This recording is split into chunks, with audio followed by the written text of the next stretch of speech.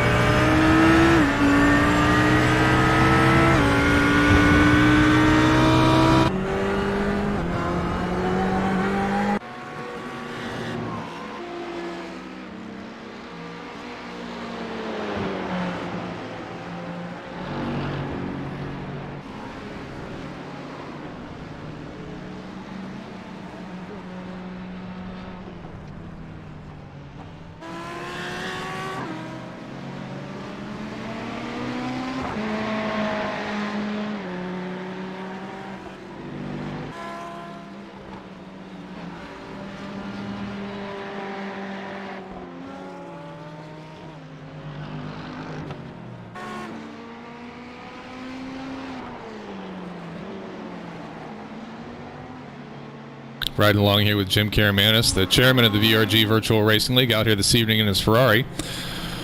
Check to make sure Trading Paints is up so we can see everybody's fantastic paints out there. Just give me a minute while I reload that stuff.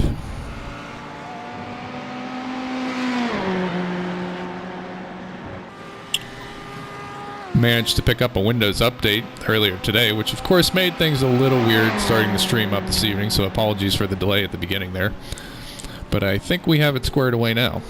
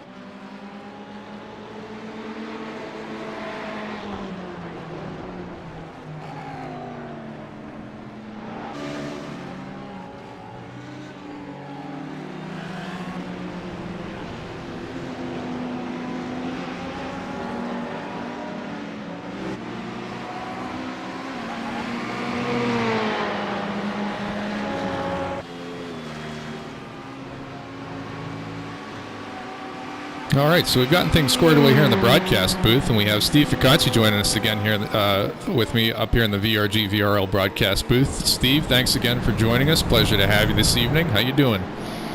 Doing very good. I'm excited to watch this race here at New Jersey Motorsports Park. We are on the Thunderbolt course here, the full course, none of the chicanes. This is a tech track. And as you can see here in the blimp camera view, not a whole lot of detail outside of the track surface grass there, which I'm sure we're going to be doing the service of mowing a little bit. In iRacing, the tech tracks are about $5. They don't have all the chutzpah of the other tracks, but still quality track to go and race at, and one that our VRG, VRL competitors like a great deal. Steve, yourself, have you been to New Jersey Motorsports Park? Sadly, I haven't, and I really don't live all that far away from it. I should have made a trip overall, since it's been there. It is a nice course. Haven't been there for just a little bit. We used to run over on Lightning there with the VRG. Haven't been back in the real world since, but I think we certainly would like to get back as soon as we possibly can. Yeah, I actually downloaded this track a little bit earlier today, just to familiarize myself with it a bit. It's pretty flat. There's some faster sections than I expected. You're going to end up using a lot of curb, and there's definitely a technicality to it where you've got to just hit all your points. Otherwise, like you were saying, you're going to end up in the grass. One of the drawbacks to it being a tech track is our overlay isn't able to actually show the track map, so we don't really have a great idea as to where our competitors are, at least from afar, but we'll do our best to hunt and peck and pick everybody out here as we go. Currently following along with Stefan Vappa here. Let's see, let's jump down to Christian Burrs and see what livery he's wearing. This evening he's got his Warsteiner on, which matches his E30 M3 he races in the real world. Yeah, very nice. I think the BMW is going to be a good car to have for this circuit. I agree. I was doing a little practicing last week when I had some downtime. Jumped into the BMW and was immediately comfortable after fighting with the McLaren for several hours. So it was nice to get into a car that went where I wanted it to and turned when I told it to. Yeah, there's a couple high-speed sections, turn 3 and turn 4, where I just think you're going to need stability while going fast, but the car needs to be nimble enough to also make that rotation and keep your speed up down that straightaway. I think the BMW is a good compromise. I mean, honestly, I don't think any of them will be bad. I think this is more of just a well-rounded car for this track. And looking at our makeup this evening, fair amount of BMWs out there, a number of Ferraris. We've got a couple of Mercedes and a couple of Audis, and we have a single McLaren competitor out there. I believe that gentleman is new to the VRL this evening. Let's check. That's David Curtis joining us out there in a rather fancy-looking McLaren, having a bit of an off there, mowing some lawns, and I think that's Michael Buttrick there in the background, also doing a bit of landscaping. Yeah, it's tough. I struggled mostly with, I think it's called 7, 8, and 9, just kind of a slowly decreasing radius corner. You know, not being familiar with it at all. Took me a bit to get the hang of. See if I can pull up a track map image we can throw in the stream so we know what we're talking about here as we're broadcasting. So give me a minute to work on that one. Yeah, the track is a tech track. A lot of the details are missing, so parts of our stream won't be all that pretty, but once you're on track, you hardly notice. You know, the trees are kind of like a matrix of dots, which, you know, peripherally, they look like trees.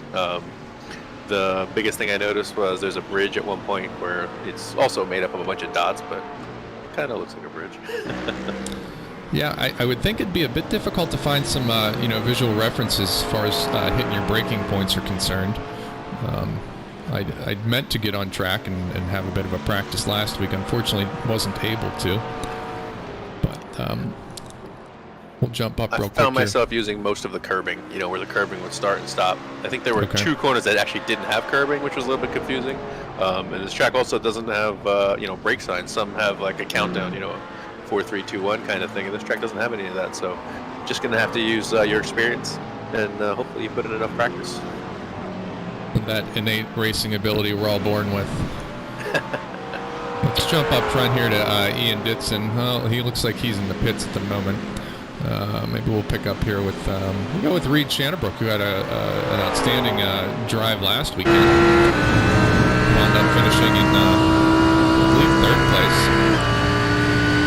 I'll turn that iRacing down just a little bit because it can be a bit loud. It looks like turn 1.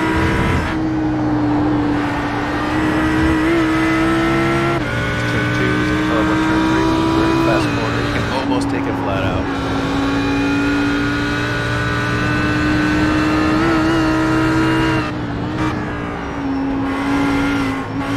Here's the U-turn, essentially a left-hander here in turn 5.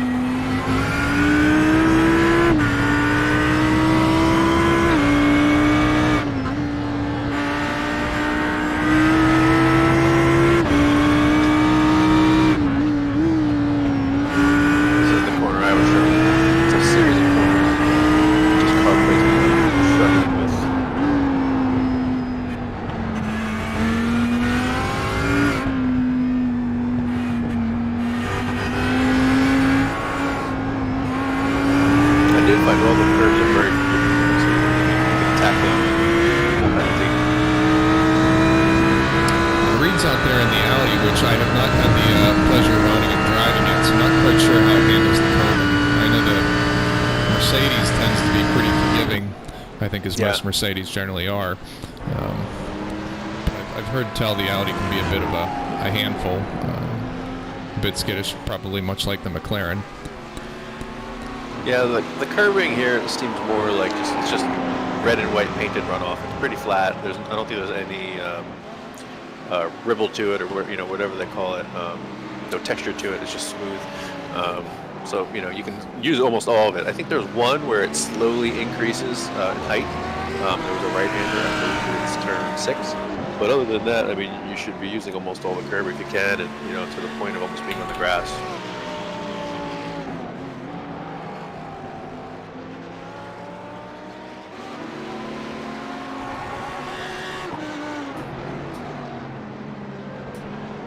Looks like thus far Ian Ditson's out there on top. I understand that Ian has recently come into a new set of pedals. I think he got some Fanatec with a load cell in it for the brake pedal, which he has reported is quite the game changer. I think he immediately found 2 seconds, which is pretty impressive. Yeah, I was going to say, most people say that that's the most important purchase you can make in hardware for sim racing. So the difference between a load cell and a regular set of pedals is the regular pedals are just merely going to measure position. So you're going to push it, you're going to have 100%, let's say, throw of the pedal, and where you put it determines how much braking the car does, but there's really not much feedback you get from that. Where a load cell, the harder you push it, the more it'll brake. So it's not about distance, it's about force. And I think most people can relate to that from just even everyday driving. That's just how it works, So there's a lot of benefit to it. I've spent quite a bit of time lately looking at some pedal setups and some of the fancier hydraulics. At some point in time, might put something like that together. The DIY, is it cheaper than buying off the shelf? Maybe sometimes, but at least you learn while doing. But curious to see here how Ian stacks up. I know he was looking forward to being able to take it to some of our typically quick competitors this evening. So I think Ian's got high hopes for his race here this evening in New Jersey. Yeah, based on that lap time he put down, he was going to have no problem challenging anybody at the front.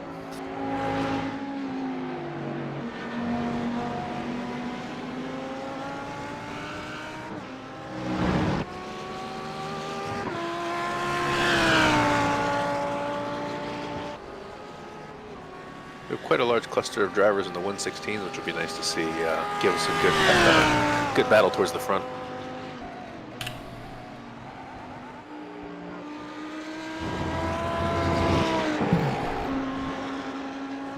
Pardon me for a second here. I'm going to try and bring up a track map here so we have a visual reference for our spectators out there.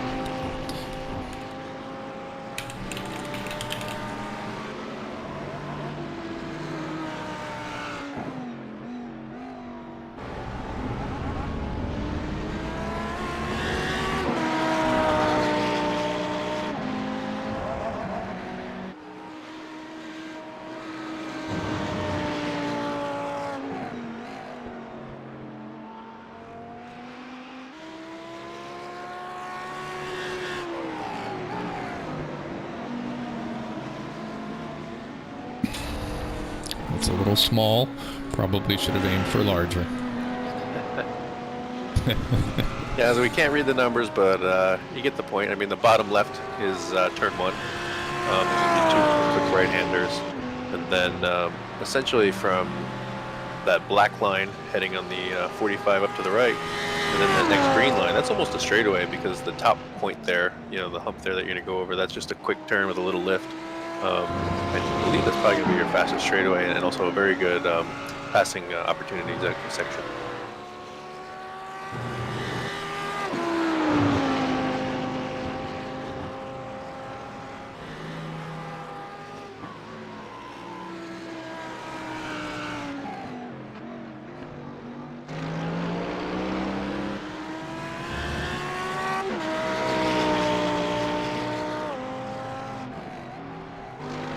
Now you said this is a circuit that you guys have ran. Is this the layout you guys used?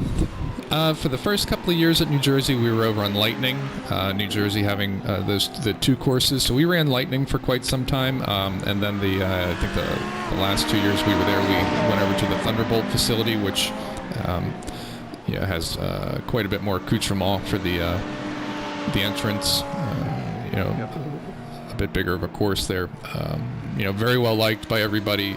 Just the schedule didn't allow for it to be a terribly successful event, given a lot of races before and after. So kind of had to walk away for a little bit. But I expect here we'll try and go back sometime in the near future. It's not a terrible tow, particularly for me coming out of Western Pennsylvania, and a lot of our New England competitors find it to be a pretty easy drive.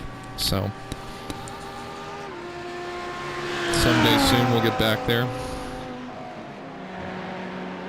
Yeah, maybe I'll meet you. For sure. Love to have you.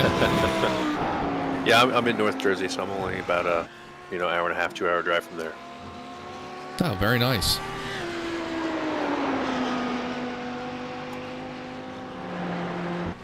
I believe many years ago this layout had a NASCAR, a nationwide race, maybe it was. I remember watching it on TV. Yeah, that's correct. And I think we were there a couple of times when somebody was... those guys were over on Thunderbolt while we were on Lightning.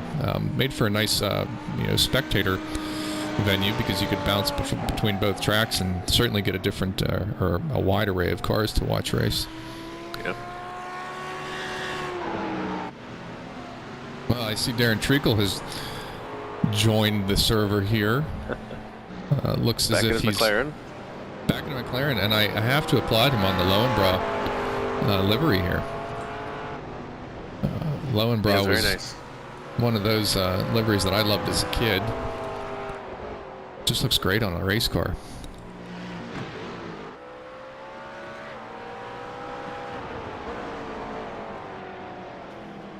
Let's see about how much time we have left here in this session. About 47 minutes into an hour-long practice session. Then we'll have 20 minutes of qualifying and then a 40-minute race session here with the VRG Virtual Racing League. This is Ian Wisbon in the booth with the VRG, joined by Steve Picacci.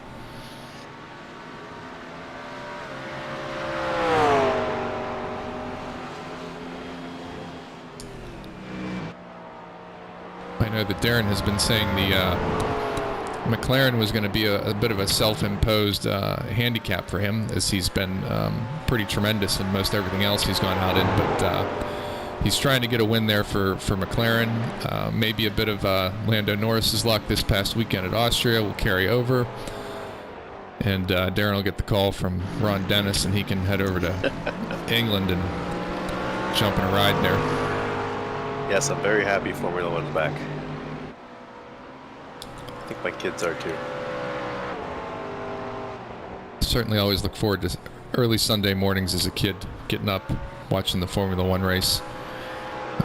In this day and age of not having cable TV anymore, I'm going to have to figure out again how to watch Formula One, because I haven't watched in a little while. Yeah, it's really nice. I mean, not being into like stick and ball sports so much, where things are usually in the middle of the day. Being able to wake up 8 a.m. or so and be able to watch a Formula One race is pretty awesome. Yeah, start the day, have a race, eat some breakfast, and then enjoy your Sunday. Treacle jumps up to number 2 on the list. Well, that didn't take long.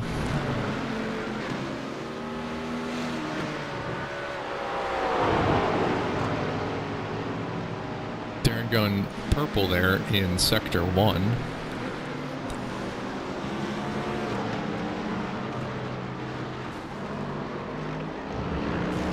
Oh.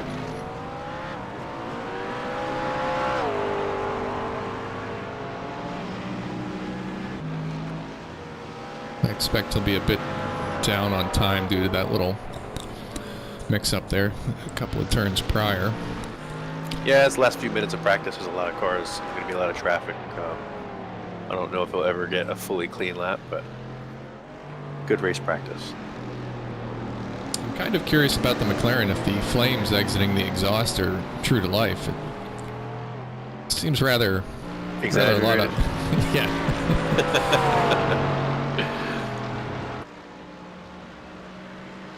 Yeah, and I also question how close it is, so I imagine it's off throttle. Learn a little bit about his driving style by watching them. That's a good point.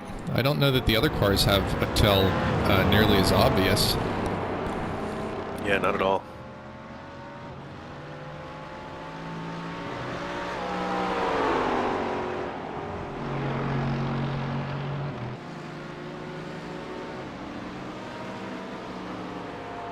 Speaking of Formula One returning, F1 2020 was just released, and a number of the YouTube racing streamers have been recreating the race at Austria or doing the new career mode. And I'll tell you, that looks like a sim that I'm going to have to pick up here and perhaps live my dream of being an F1 driver. I understand they've got some of the it's the Michael Schumacher edition, and they've got his car in it from 2004, so you can get the scream of the I guess that was still a V10 in 04. Yeah, that's worth it just for the sound. Yeah, someday if I'm ever a millionaire, I'm gonna buy one of those V10 engines and hook it up as an alarm clock, and that's how I'll start my day at 19,000 RPM. Yeah, as I say, I think those were my favorite, and it probably has a lot to do with that those at that period in time are just the highest revving Formula One engines. I don't think the V12s ever quite got that high, but then when the V8s came out, they were limited, so the V10 always had a very distinct scream. We went to every year of Darren just went purple in Sector 1. See if he can keep that up. But, Dad, myself, best friend Scott went to Indianapolis every year of Formula One there, including the unfortunate Michelin Gate. Yeah, very unfortunate. The sound. It was an emotional, religious experience listening to those cars run down that front straight. And unfortunately, after Indianapolis was retired, my next race was not until Montreal, after they had moved to the more contemporary turbocharged V6, I guess as it is now. And I wasn't really sure what to expect, and to say it was a bit of a letdown would probably be an understatement. Still amazing technology and great racing. It was just really something about that sound was just so intoxicating. Yeah, every once in a while I'll come across like a YouTube video, not expecting it, and it's like, oh man, that sounded so good. Right? Yeah. But I remember when I know when the turbo cars came out, they said that you no longer needed earplugs. I guess in the the V8 and the V10 days, everybody sat in the stands with earplugs. I usually went like 2 laps and then I put in my earplugs, realizing that I'd probably be deaf if I didn't put them in eventually. Yeah. But I think most striking about Montreal when we went was the the PA, and we sat down in the hairpin turn. The PA was louder than the cars, Wow. which was a rather odd juxtaposition. So Yeah. Treacle's jumped up to within a 10th of Ditson. we'll pick up Ian here and see how he's doing. I'm sure he's looking at the relatives, trying to make sure that he's maintaining pace. I imagine they're probably all doing some sort of qualifying sim right now. Although last week I heard that the tires were going off more than they expected, so you never know. It could be at the end of a long run, just trying to find out what to expect later in the race. Yeah, the tire model definitely got a little different in the last update. The first lap, they're kind of like ice cubes, but they almost immediately hook up when you cross start-finish, and I'm not necessarily running the stints these guys are yet, given my lack of experience, but I know everybody's trying to acclimate themselves to that. Yeah, these are short laps, so our race is going to have a high lap count.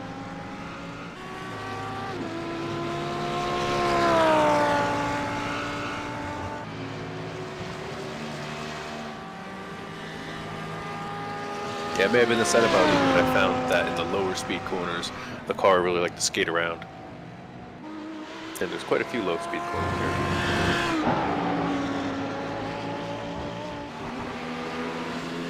I've not yet dove into the magical world of car setups yet. Generally running the baseline and whatever the guys running in the VRL share in advance of an event. Certainly an opportunity there to kind of learn about car setup outside of the real world and see just how it impacts. Yeah, I would recommend trying to learn on a GT3. There's a lot of settings, a lot of shock settings. You can definitely get lost. There are some cars that have much more limited options in what you can do, and I feel like you can learn a lot more starting there. than jumping into GT3 where you may be a little bit overwhelmed. Yeah, I took a couple of degrees out of my rear wing, and well, that immediately turned it into an ice skate. So.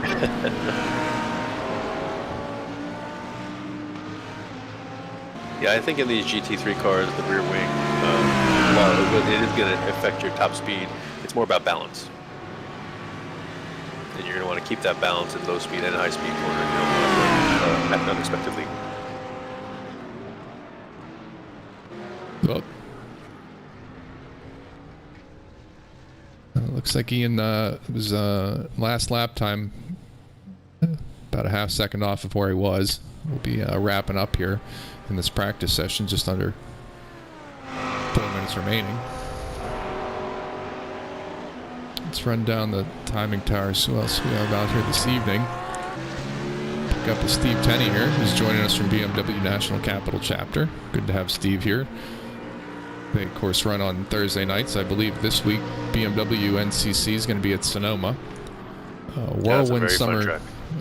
Yeah, I've seen them talking about it. Planning on picking it up after I get paid for my paper route this week. I think they're going to have 20 races in their first summer season at BMW NCC, so they are definitely getting their money's worth in iRacing. Yeah, 20 races. They want to leave some free weekends for real racing. It was a little difficult to keep up with them for as often as they were racing.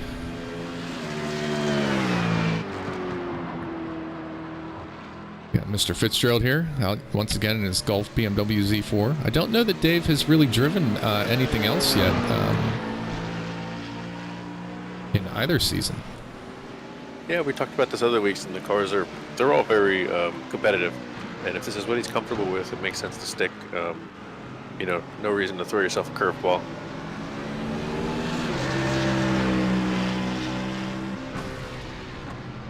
Darren's getting closer to Ian.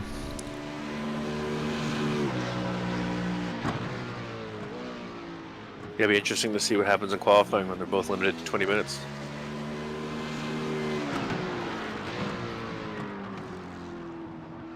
I had family in over the weekend for the 4th of July holiday, and I put my father-in-law in my sim, and we picked up the 87 Dale Earnhardt Wrangler NASCAR. And, that is not one I picked up yet, but that looks like a blast.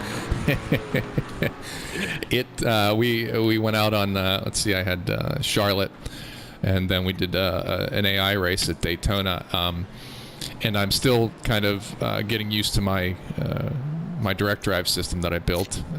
Yep. And I'll tell you that the feedback in a NASCAR compared to these GT3 cars here on a road course was it was a hoot. I mean, I was immediately laughing as soon as I got up on the banking, and I wanted to do a 500-mile race. I think your arms would be jelly by the time you were done with it. So yeah, I recently picked up a direct drive last week, and I could not believe how much more work it could be.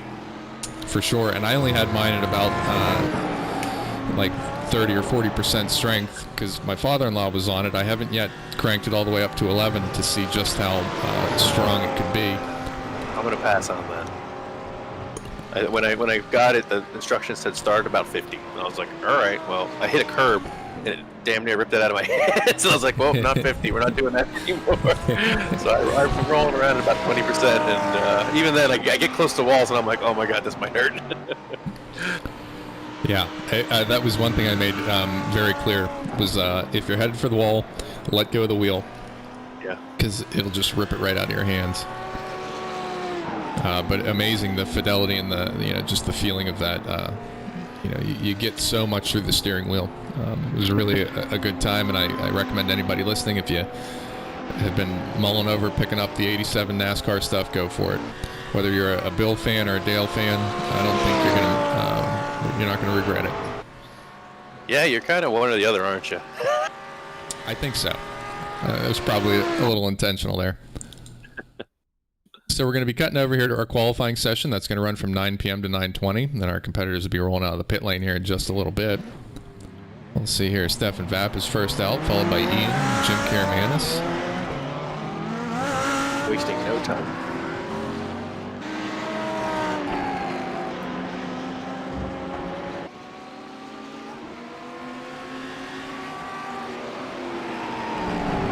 pull up our timing tower here once we get a couple of laps recorded.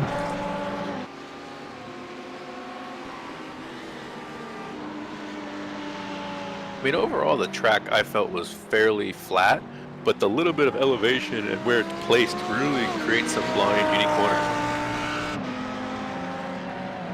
For sure.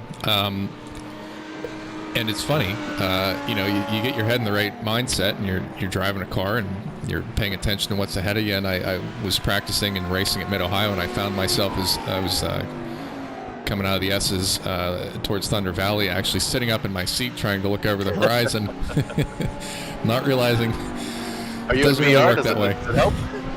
Well, I do have a VR headset, but the box I currently run on isn't strong enough to push it, so that makes it even funnier.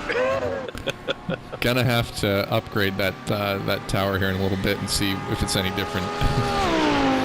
The silliest thing I've ever done is I'm in VR and I have the effects turned on, so sometimes you get sun glare and you can't see. And here I find myself putting my hand up in the air like I'm going to block it, and on the other side of the goggles. Yeah, I think that was one of the one noticeable things that came through an update was the sun glare really got turned up a notch.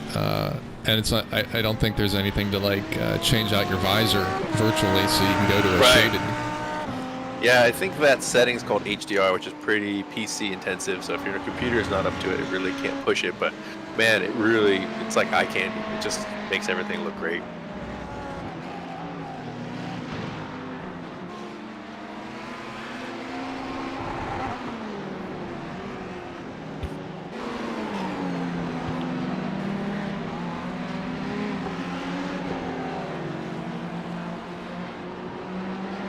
Everybody's out there taking it a bit ginger on these cold tires here for this qualifying session. Yeah, I mean, if you plan it out, you should be able to get quite a few laps in, but things don't always go as expected. You know, I think we have about 20 cars on the track, so there's going to be some traffic, so, you know, not all of your laps are always going to be up. So you really just need to maximize track time.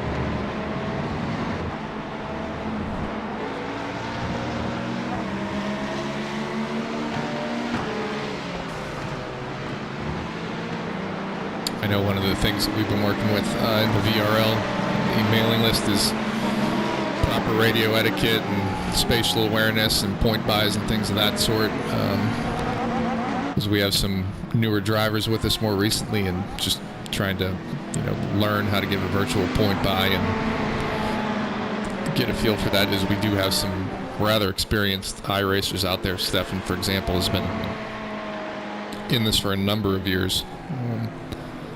And others haven't been in iRacing for more than a week, so.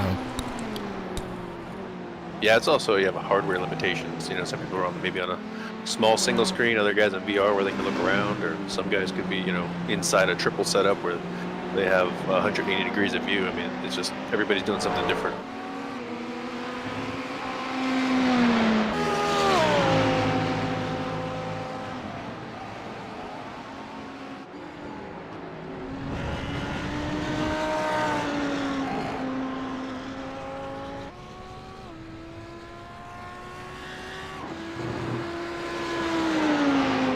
Ian Ditson currently quickest in this qualifying session with 1:15.868. I believe that's about a second off his practice time, so he's got a little bit more in the tank. 15.8's a good anchor lap, if you will. Time to let it loose. And then Darren pips him, 1:14.5. I think I heard Ian say he was down around 1:13 in practice, so we'll see if that holds true here.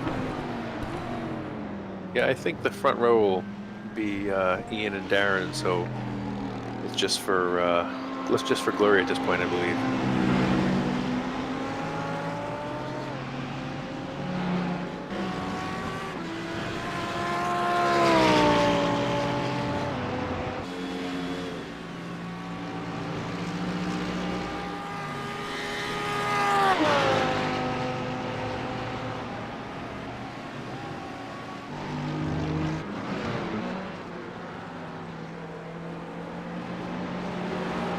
We got a few drivers jumping into the 116s.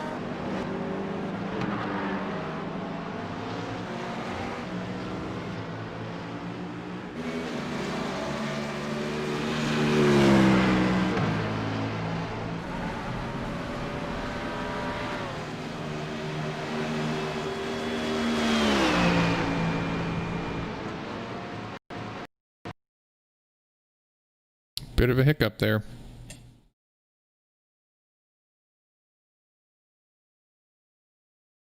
Well, bear with me there for a second, folks. Seems we're having another iRacing hiccup.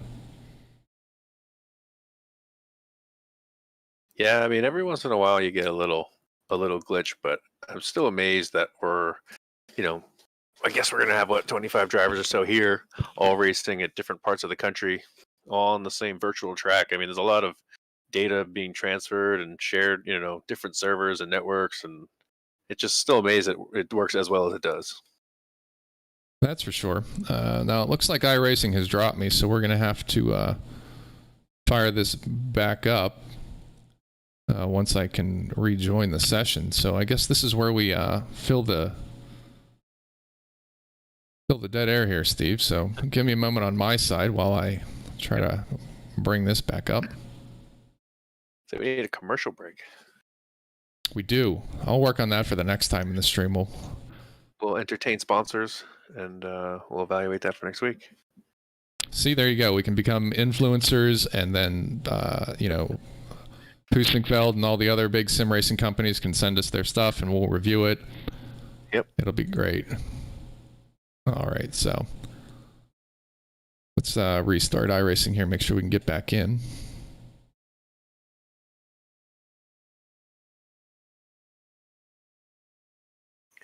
So I still have tracking running on my end, and Jim Karamanis has jumped into the second spot with a 15.6, which is much faster, I believe, than he's ran in practice.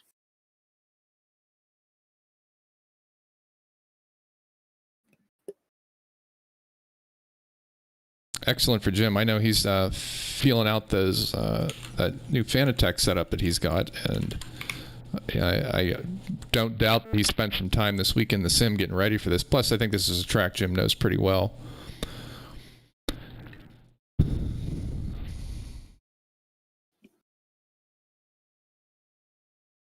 Yeah, I'm not gonna imply that the track's easy, but I think that this track has a lot fewer corners, ones that you have to plan for ahead of time, thus speeding up your practice time. I typically count the corners that I have to lift on a circuit, before I start practicing. And some tracks are only 6, some tracks are 11, 12. The track with the 6, I feel I can get up to speed faster. They're also usually more competitive. Everybody gets up to speed faster. All right, I think we're getting back into iRacing here. Okay. Stefan Vappa has jumped into the number 2 spot with a 15.2. So right now we have on the top Treacle, number 2 Vappa, 3 Karamanis, and 4 Ian Ditson.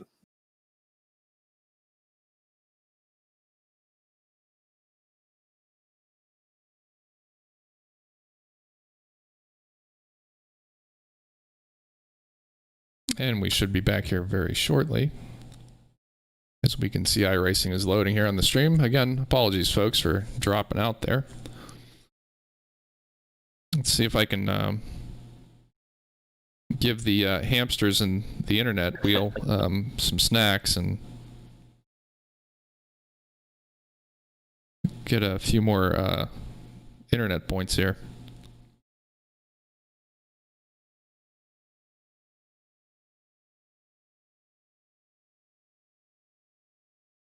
I really like the countdown bar they add at the bottom before you just kind of stare at a blank screen and hope to turn it on. Right? It always did. Some of the bigger tracks take a while, and when you run the endurance races, there's different extra cars on the track, which takes a little more, adds more load time. And we're back. Just in time for the excitement too.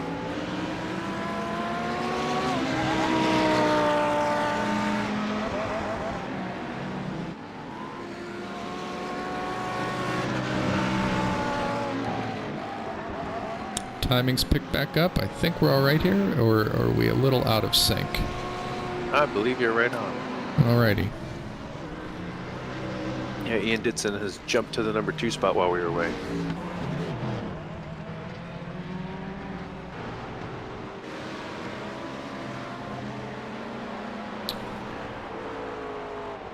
Jump in the cockpit here with Darren and see what a lap looks like in this Lowenbra McLaren.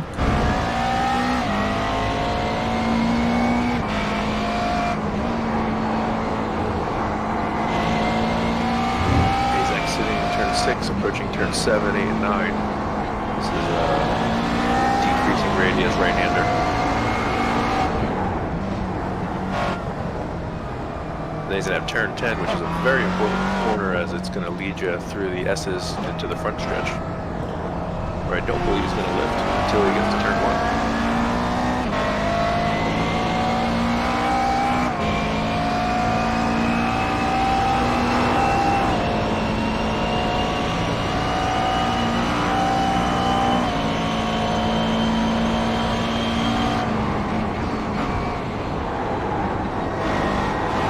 Still mighty quick, even though we ran into a bit of traffic there. Yeah, I was thinking the same thing. That would have been a hell of a lap.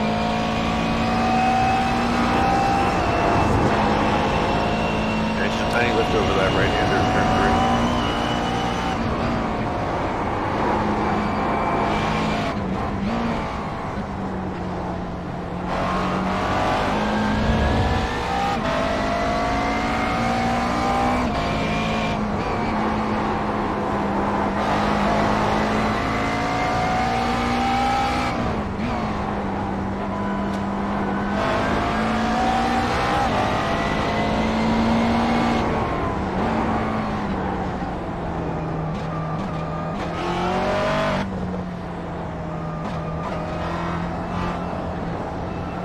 Something else these guys may want to think about when they're choosing cars, visibility. They all have follow their road car.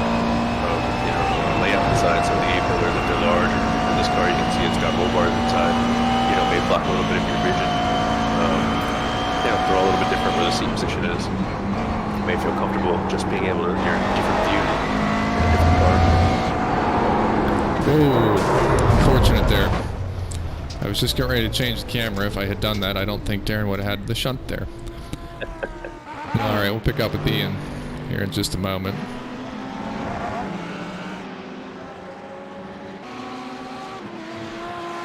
I was surprised at just how occluded the view was in the McLaren. Certainly need to spend some time adjusting my field of view when I'm in the car, but the BMW has pretty decent visibility out of it. The McLaren is quite a bit more confined.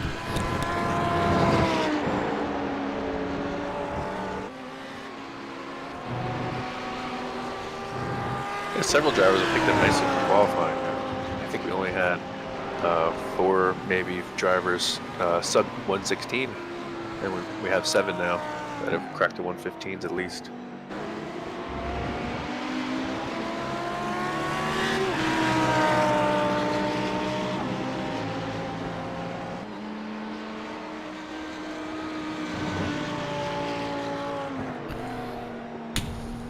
Coming up on 15 minutes here in this qualifying session. It'll be 20 minutes total. Then we'll head into a 40-minute race session.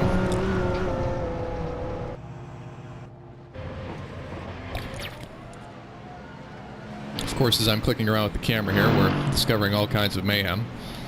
Yeah, I feel almost like we're causing it. Well, that's what the competitors seem to think. We've earned a reputation up here in the broadcast booth as causing this. It's not intentional. We're just spectating.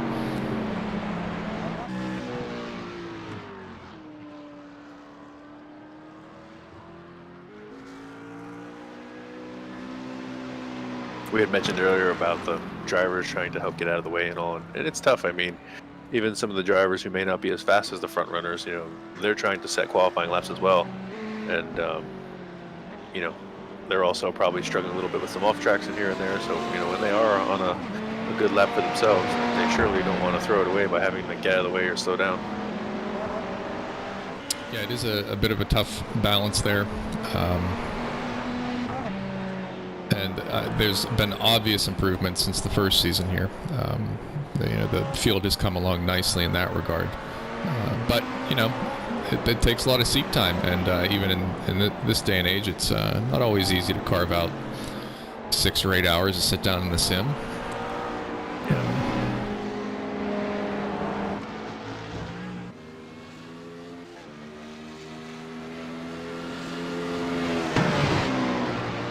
Yeah, it was kind of exciting during the early coronavirus times. Everybody did, not everybody, but several people had more time than they were used to, and it was just an exciting time in iRacing. Just the volume of people on, and the people getting experience to it. Yeah, it's unfortunate that that's how everybody has kind of come to iRacing, or maybe picked it back up, or really started to get involved with it. Certainly, it's made it difficult to find some equipment the later into coronavirus we got, but I know in speaking with the competitors here, it's definitely going to be something that we continue with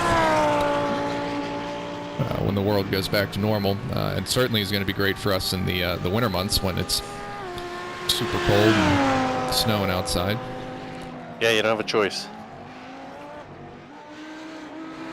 I mean, it's just so easy to jump in the sim and drive Spa for 4 hours.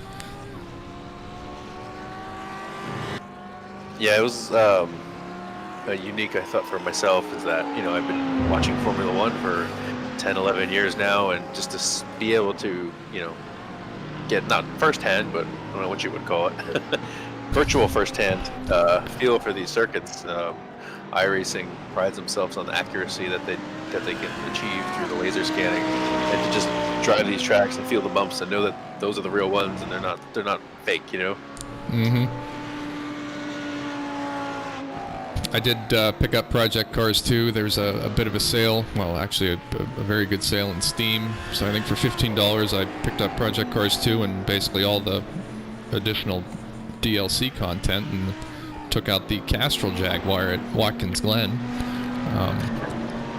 Not quite as real as iRacing is, with so far as the scan of the track and perhaps how the car behaves, but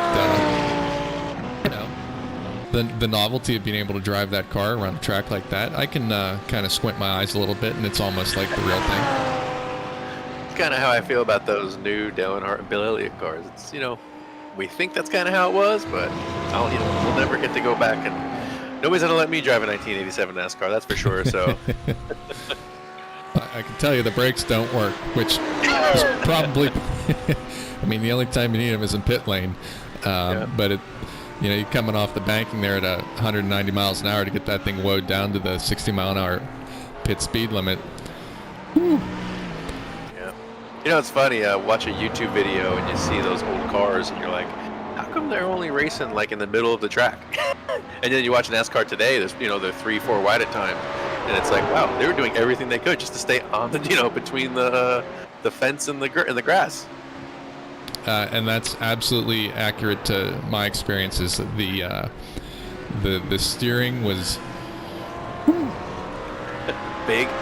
Yeah, big. I definitely need to get a bigger wheel because I have a rather small, like 300 millimeter, GT style wheel on it. I'm gonna have to get a big boy, perhaps with a hobnob on it for the big tri-ovals. Oh, little contact there. Still have Darren out on top here, and we're coming to the end of this qualifying session. I don't know that anybody's going to be a challenger to him. Ian Ditson obviously off track here, probably a bit disappointed in that. Headed back to the pits. He is within just about a tenth off of his practice time. It's Darren who really stepped up, put it out of reach of Ian. Stefan Vappa picked up nearly a second since practice. That was a little bit of a surprise. Not that he's fast, just that in the hour of practice, wasn't able to get it down, but maybe he was working on race sims. Could be. Stefan definitely is a person who plans, particularly when it comes to their racing. That'll be the end of the qualifying session here, so once timing and scoring gets our grid set up, we'll pull that up for you, and we can take a look to see how we're going to be starting this evening here at New Jersey Motorsports Park on the Thunderbolt course. Wait for all of our competitors to head back to the pit.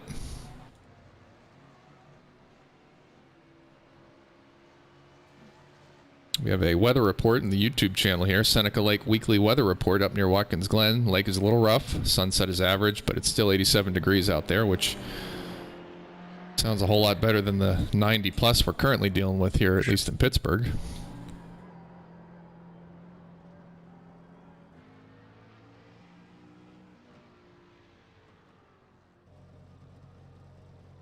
Yeah, it says the local track here at New Jersey Motorsport, they're experiencing mostly cloudy, 85 Fahrenheit, track of 101, which I can tell you is about what it was in New Jersey today.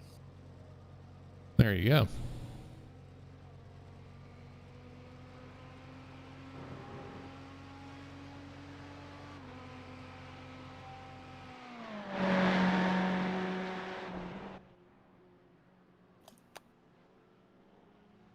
So we should have our results up here shortly. We can pull those up for you once they arrive. I think we're looking at a nice tight race here between Darren and Ian. I think Stefan and Jim are obviously going to be contenders here, and it's good to see Reed Shannabrook up there once again. Spencer Patterson joining us after a bit of a probably took a couple of weeks vacation there, coming back to us. Dave Fitzgerald. Hey, maybe I missed it, but I just noticed that Stefan Vappa jumped into the front row. I see that. I was looking at timing and scoring myself, wondering what that was all about. Must have been that final lap. So we'll be picking these guys up here once they roll out the pit lane for their pace lap. Looking at our starting grid this evening, we have Darren Treacle starting out on pole position. Stefan Vappa magically picking up second place there. Ian Ditson third. We have Jim Karaman in fourth. Reed Shannabrook in fifth place. Spencer Patterson, P6. Dave Fitzgerald, seventh. Bob Lang in eighth. Michael Buttrick in ninth. We got John Wood 10th place, Ralph Padgington 11th, Kurt Usban 12th. Looks like iRacing has dropped my stream again. Uncertain as to why that happened. We'll run through the rest of the grid here and then pick iRacing back up here in just a moment. Let's make sure I can get back in. Uncertain about these technical issues I've been having here. Not sure if that's me or iRacing. We got Mac McCormick in 13th, Christian Bergen in 14th, Clark Gorstrom 15th, Dave Curtis 16th, Steve Tenney's in 17th, Paul Bova 18th, Scott Nelship 19th, Mike Lawton 20th, Eric Russell 21st. Hey, Steve, you're out there in 22nd place. Nice qualifying time. Ralph Solomon in 23rd place. Let me get back into the stream, and we can watch this race. Give me just a moment here while we pull this back up. Unfortunately, I'm not really able to test any of this stuff outside of our race sessions. I guess I could probably start to set up some iRacings or camp out in some other league events prior to getting to ours. Yeah, I think that's the problem of computers. Having done some larger leagues as a racer, you can't always practice for 40 cars on the track in the limited practice sessions that there are. So sometimes you have to just figure it out on the fly, which causes these little hiccups here and there.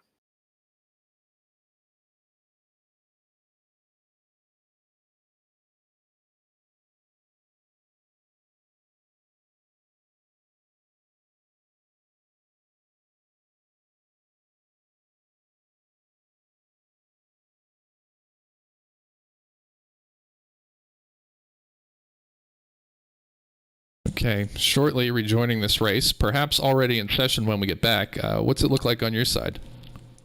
So they are towards the end of a lap. They are going to be going green in a few seconds, but I think, oh, there you go. There we go.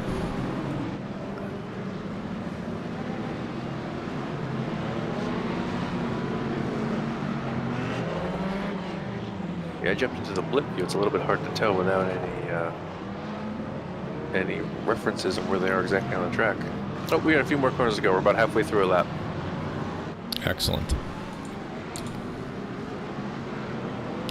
It's good to have you in the booth here, Steve. Gonna have to up your salary there. We'll talk to the VRG about that because I could stand to raise myself. I think we need to start selling some sponsorship and get some commercials. That's the goal.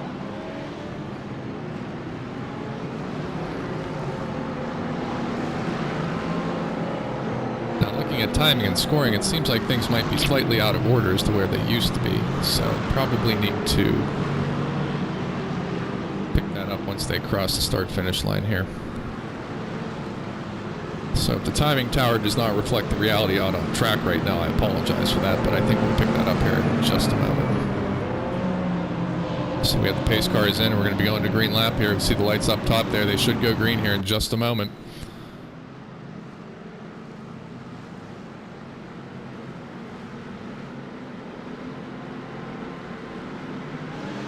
And the green flag is dropped. Stefan Vappa, Darren Treacle, Darren out there in front. Ian Ditson, Stefan Vappa close behind, heading into turn 1 here. Ian goes to the inside of Stefan, currently running second position.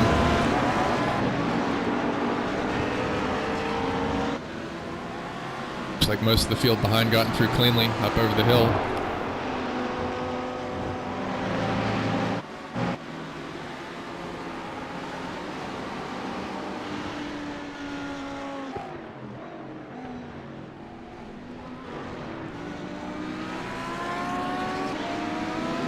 Stefan being chased here.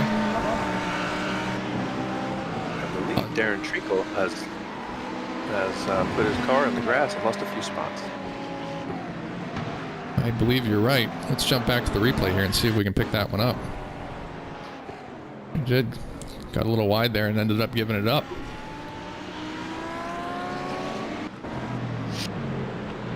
Fortunately, it was fairly uneventful. Hasn't done any car damage.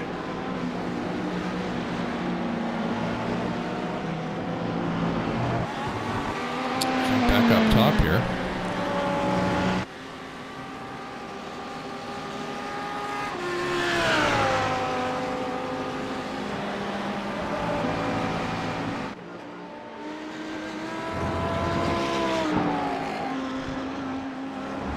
So Darren has fallen back to 9th, I think it said. That's it's costly when you make a mistake early on and the field's so bunched up.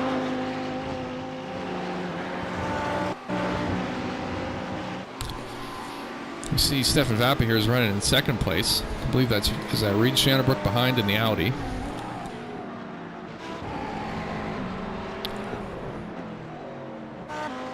Not quite sure why Ian Ditson's showing up here back in 6th position, because I do believe he's out in front right now.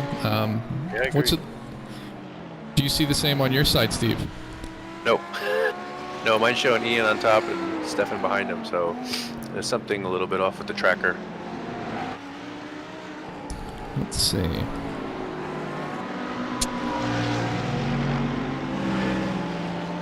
Oh wait, are you in? Is that by lap time or is that the right order? It looks like they're sorted by lap time.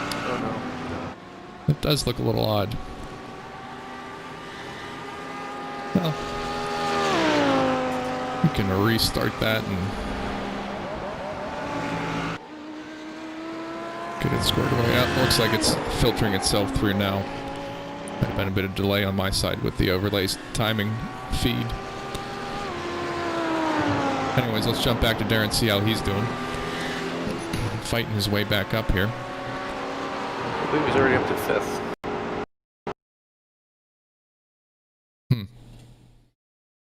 Well, it looks like my connection is just unreliable this evening, folks. I apologize for that. Steve, we might have to cut over to your box for the next broadcast, because I am just not having any luck with iRacing, which is unfortunate. My stream up to YouTube is just fine, so it doesn't look to be an internet issue, well, at least as far as I can tell. So since you've got accurate timing and visuals there, Steve, you want to take over while I once again rejoin this session, if you don't mind. Yeah, the field has begun to string out. Ian Ditson has a 2-second lead on Stefan Vappa. Reed Shannabrook is in 3rd. He's roughly 4 seconds behind the leader. And Dave Fitzgerald is right on his tail. Should be a good battle right there. And then followed by Darren Treacle and Spencer Patterson, who are both about in the 7-second range behind the leader. 7th place, we have Jim Karamanis. In 8th place, we have Ralph Padgington. He is roughly 16 seconds out of the lead. So there's a little bit of a gap, and then here we have about a second pack of Ralph Padgington, Christian Burgeons, and John Wood. Now that's our top 10. I think the excitement right now is Darren Treacle hustling his way through the pack. He has not slowed down at all since his early mistake.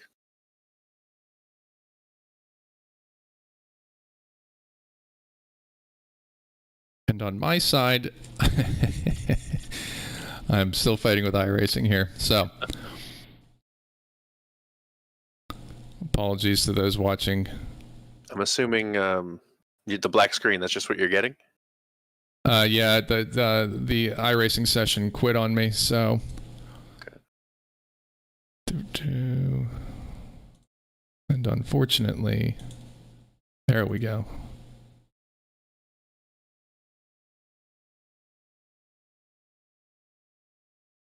T-minus probably 45 seconds or so until we're back in. Yeah, I noticed that Ian Ditson's last lap was a 1:15 flat. That's less than a tenth off of his qualifying time. If he can keep that up, it's going to be very hard for anyone to catch him.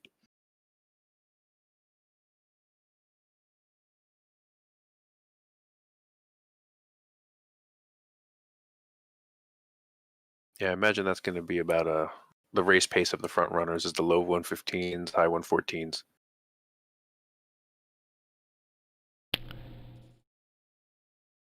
And there we go. iRacing coming back up. Yeah, that sounds about what I would expect. I'd still suspect Ian Ditson might have something, a surprise towards the end of the race if he can stay up front. We'll see if he gets quicker as time goes on, though. Darren falling back like that, he gets a charge going and he doesn't quit. So.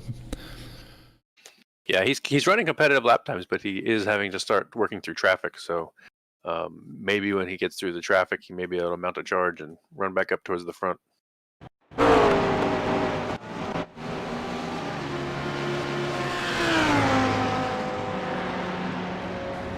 Look at your tracker's accurate as well again. Well, that's a relief. Let's hope we can stick with it now for the remainder of this session. We're about 7 minutes into a 40-minute race session here.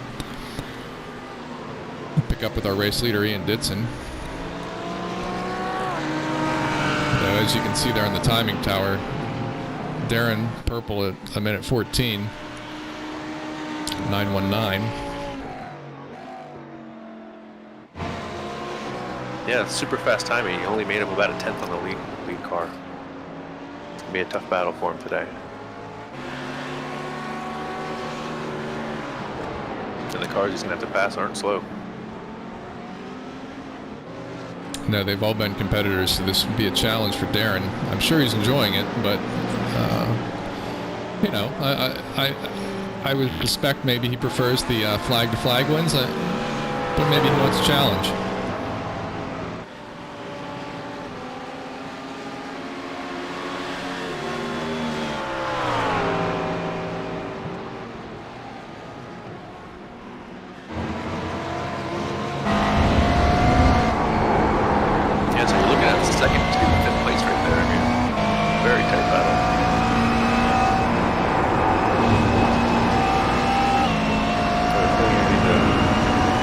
Wait for somebody to make a mistake.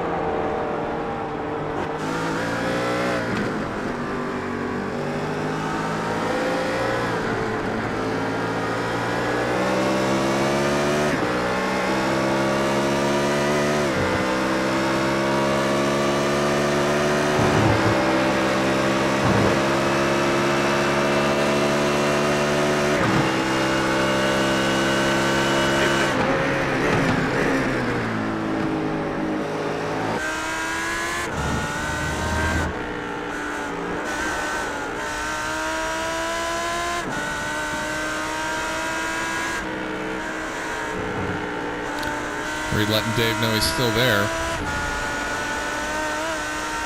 That would have been an exciting move if he tried to make the move in that corner. Very narrow, very fast.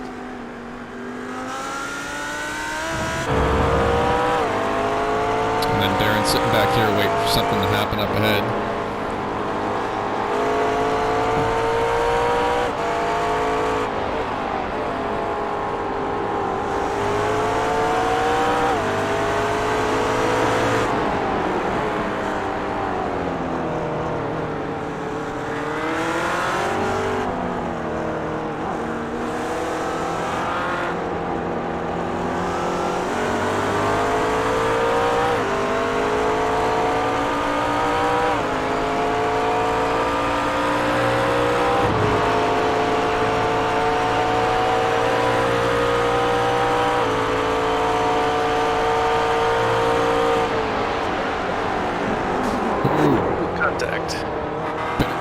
There with Darren. He makes it through cleanly, but Reed unfortunately spins out there.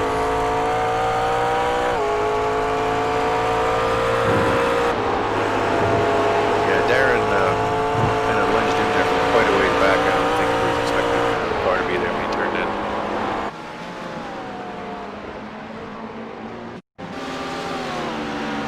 Jumping back for a quick replay here. Nearly 4 car lengths back before they start braking. Yep, just a bit too far back. We'll see if Reed can fight his way back up. Yeah, fortunately it didn't hurt Reed too bad.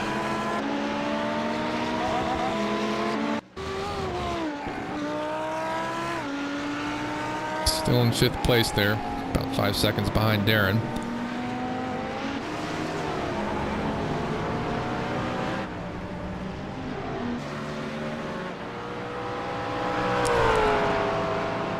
Jump up to our race leader, Ian Ditson here. Plenty of lap traffic for him to deal with, so his race is not boring.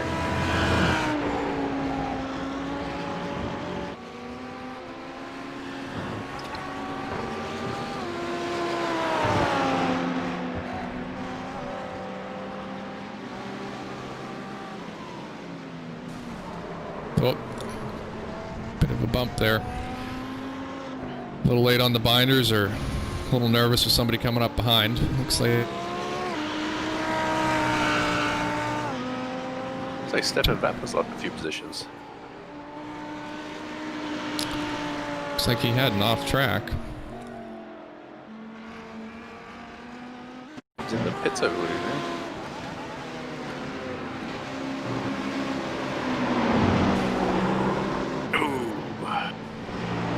Unfortunate there, went to the inside. Probably a bit of a miscommunication there on the point by.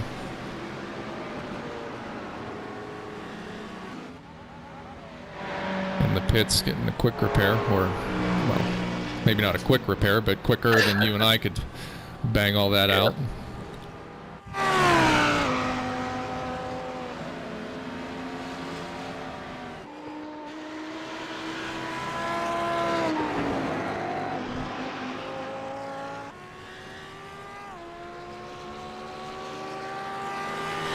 We had a change in position there in 2nd place. Darren Treacle now in 2nd position. Looks like Dave must have had an off track. Let's jump back, take a look at that replay.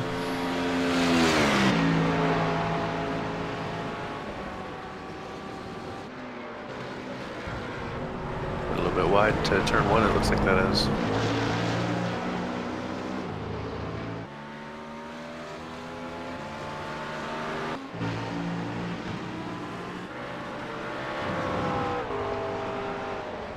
And Darren's on a quest to track down Ian.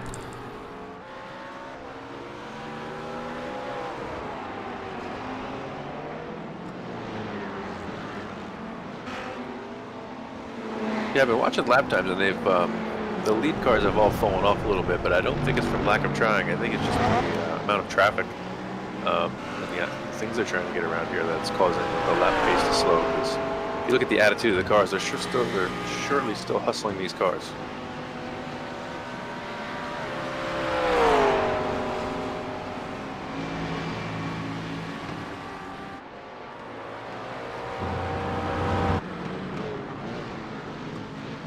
Jump a little further down the grid here. We got John Wood. I think just ahead there, that's Ralph Padgington. One half of the ELB racing crew, the extremely low budget racing.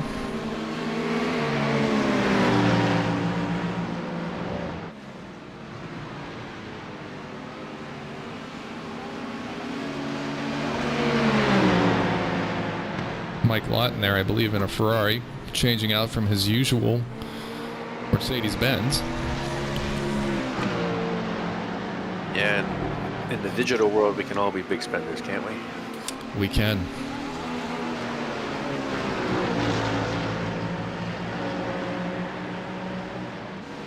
Of course, that doesn't take into account the hundreds or thousands of dollars we spent on our sim rig, so... You know, it's you give a little, take a little. Well, we don't tell our wives about that part. Yeah, we've all saved a few $100 on tires and gas and race entries and towing and accommodations, so I can kind of, you know, I can legitimize it to some degree.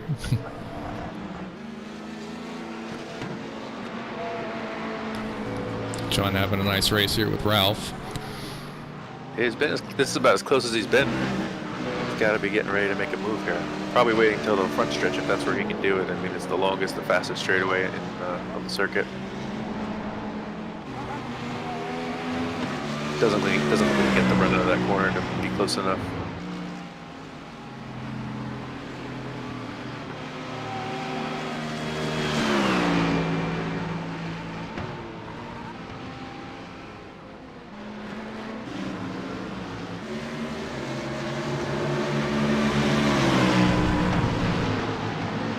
Lang running a bit wide there, trying to run down Christian.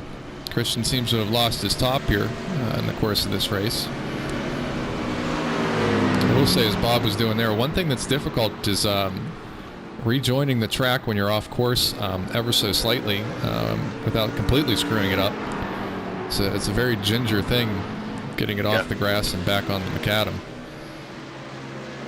Yeah, you definitely got to be smooth about it. You don't want to abruptly get out of the throttle or anything like that. I mean, you also don't want to flat foot it through the grass because that will certainly end a disaster.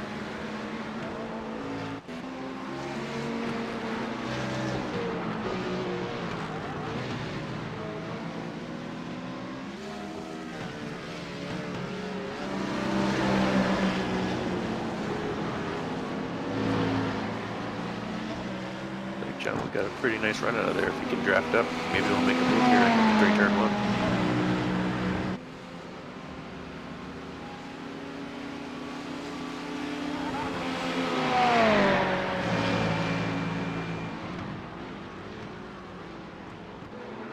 Jumping back up to the top here. Ian is heading off, and Darren is up to first place.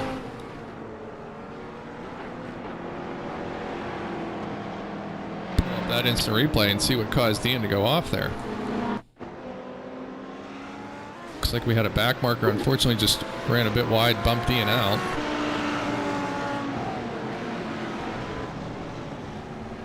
Yeah, got him out of his rhythm. Out of position. Yeah, exactly. Oh, that's a tough way to lose the lead. Dave Fitzgerald capitalizes on that as well.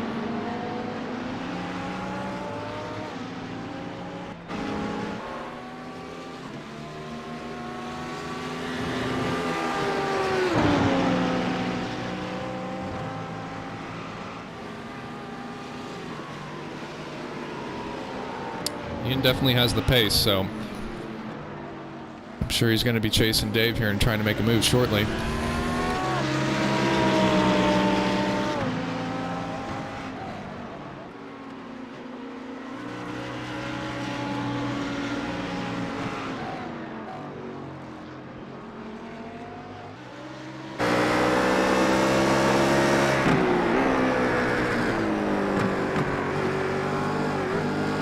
Yeah, it seems like today, maybe it's because of the small circuit with so many cars on it, but the outright pace isn't as important as it is navigating the traffic.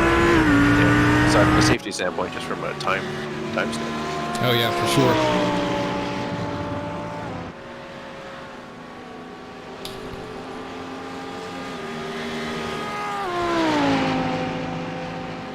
fun race in the practice session last week, where last 10 minutes of the session they kind of inverted the grid and let the guys that traditionally run at the back up towards the top, and had a pretty good time of it.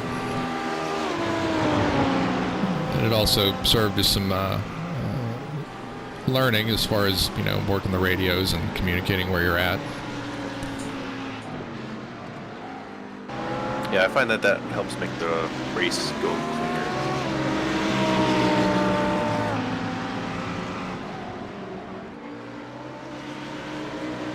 I know when we had our guest event with DC region, when we were the opener, I think down at Road Atlanta,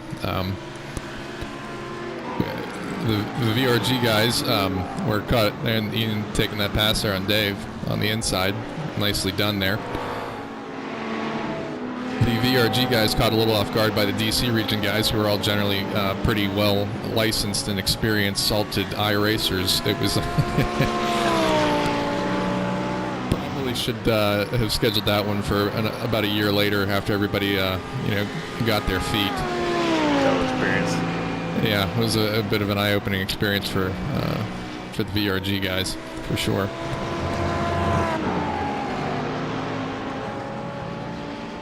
Now Dave's going to be taking it back to Ian here. I gather Ian's got more pace than Dave does. We'll see how this one runs out. Darren had an issue. Ian is catching him fast.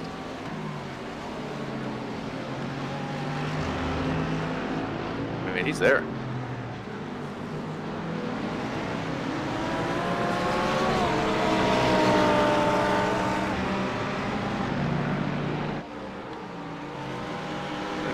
Can't tell, the car does not look damaged. I wonder if he just ran into the traffic at a poor spot on the straightaway. Killed his exit speed. You know, hurt him all the way down the straightaway. Yeah. But I feel like Ian made him about, I think he was close to 3 seconds down before that straightaway. It's gone now.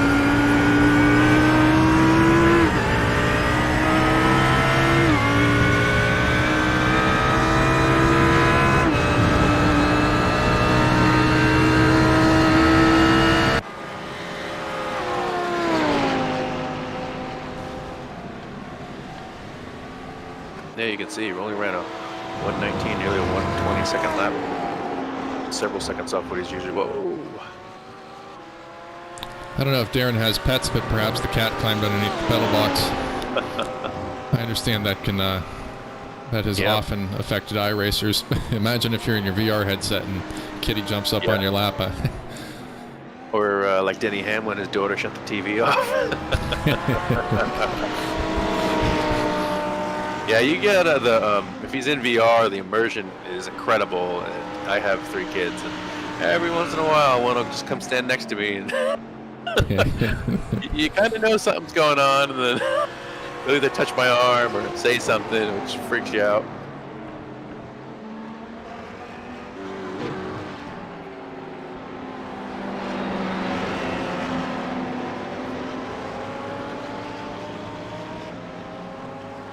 Currently running Darren Treacle in first place, Ian Ditchin in second, but giving Darren a race. Darren falling back there at the very start, fought his way back up, and Ian Ditchin was leading and had a bit of an off earlier. So there's been quite a bit of shake-up here at the top of the field today.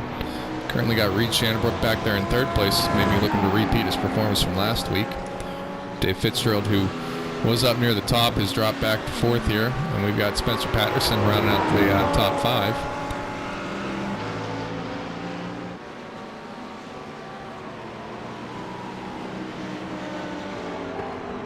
Yeah, fortunately, all the stakes by the leaders were small, and it was probably just a little bit of grass here and there where they just caused them to lose some time. They were able to get right back into the battle and put their head down and make it a race again.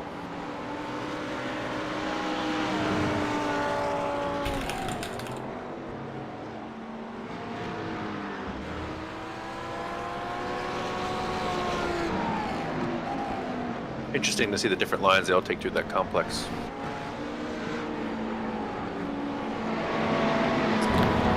Yeah, it'd be nice to go back through and take a look at the different, variations in the cars here with the engine and weight distributions to see just how they differ. certainly when you're following behind in a different mark, trying to mimic somebody's line, and you find out that your car just doesn't quite go that way. Yeah. Yeah, at the end of the day, like we've talked about before, that they all are pretty equal, but they do all have strengths and weaknesses that, you know, you're not always going to be able to do what the other car can do.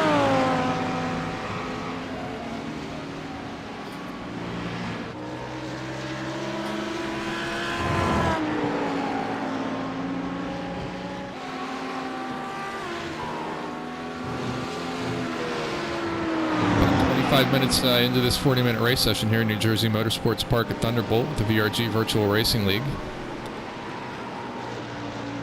Up here in the broadcast booth, this is Ian Wisman with the VRG, and we have Steve Ficacci. And you are out of the DC Region SCCA, is that correct, Steve? No, I am not. No. I am just a broadcaster today. I'm not part of the group. And it looks like iRacing has once again decided to quit on me. Let's see if we can get it back. Cross my fingers and hope.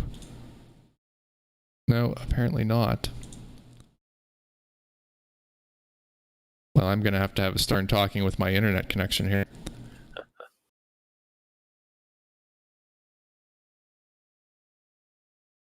Well then.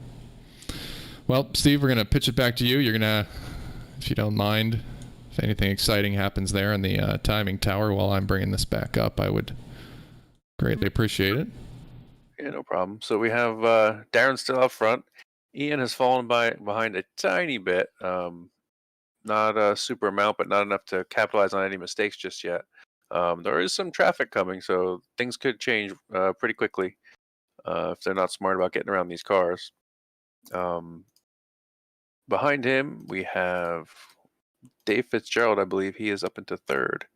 I don't know what happened to Reed. I believe Reed was in third.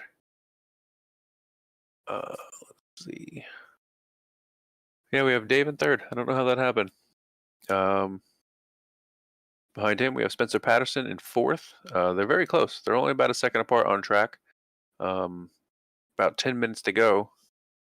Spencer's been slowly working his way up, I believe. So, you know, he's probably going to give Dave some trouble in a few laps here. Spencer's car looks very clean, so he's been able to navigate the lap cars and the circuit cleanly and keep his car intact. You can lose quite a bit of top speed, which I think at this track is going to hurt you in terms of passing, because the passing opportunities are at the end of long straightaways. Now back to Reed Shannonbrook, who's also right behind Spencer. So we have about 3.5 seconds separating Dave, Spencer, and Reed for third, fourth, and fifth place. Stream's coming back up here. Okay.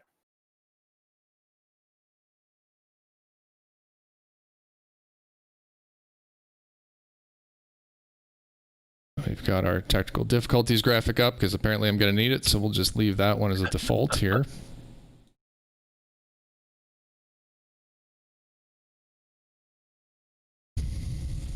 Yeah, Ian's about 2.5 seconds behind Darren. Working their way through traffic. Seems to be the talk of the day.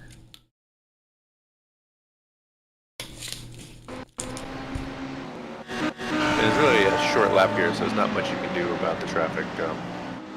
It's just the nature of a short circuit. You know, you're going to catch the back of the pack, and everybody's to deal with the same thing.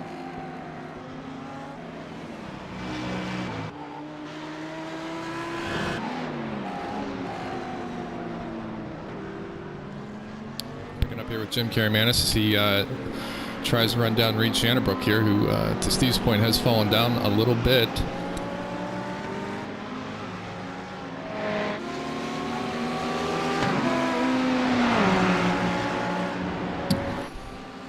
The best times here. Darren currently purple.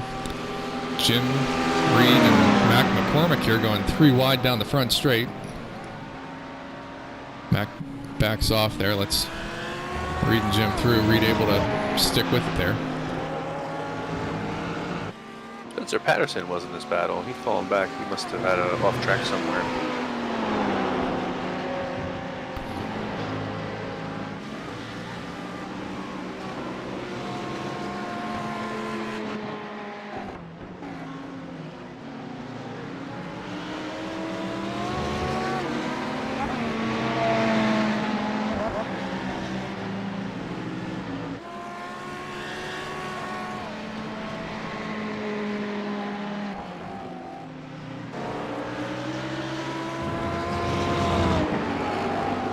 Ian here is his man handling the curves. Quite a bit of traffic ahead of him.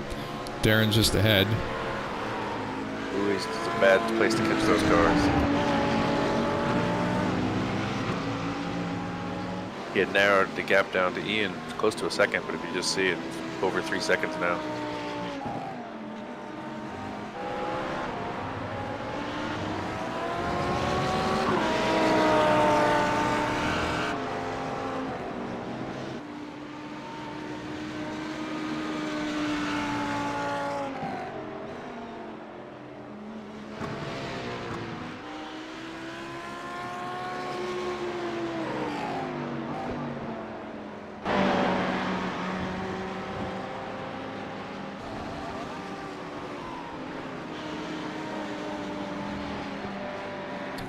Minutes through the 40-minute race session here, the VRG Virtual Racing League at New Jersey Motorsports Park at Thunderbolt.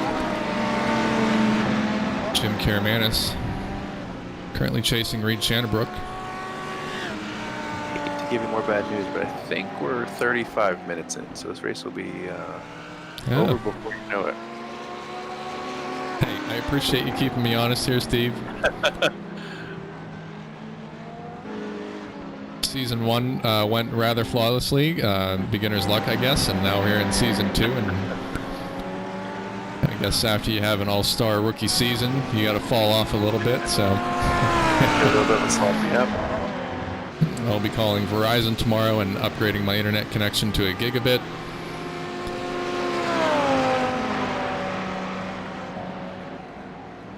It looks like these guys have both been trading lap times. Nobody seems to have the advantage. Looks like Shannabrook has a little bit of damage on the left front, which can't be helping.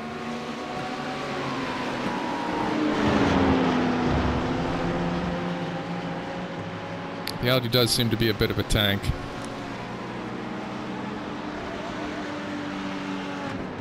Yeah, there is some value having the engine in the back if you are going to move cars, a little less damage on your radiators, things like that. Well, I mean, on the downside, if you get rear-ended, it can put you down on power as well.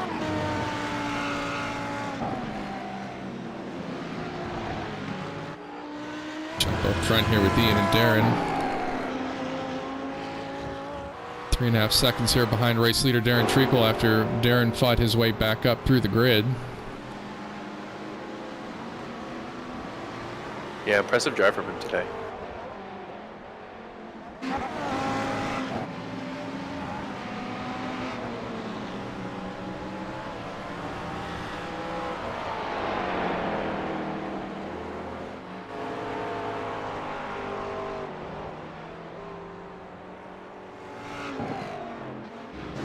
Jump back to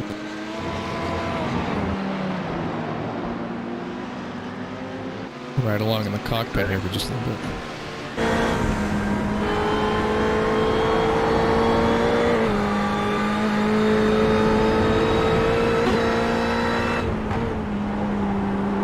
Jim out there in the Ferrari this evening, very different from the Pinto you see him pictured with in the graphic below.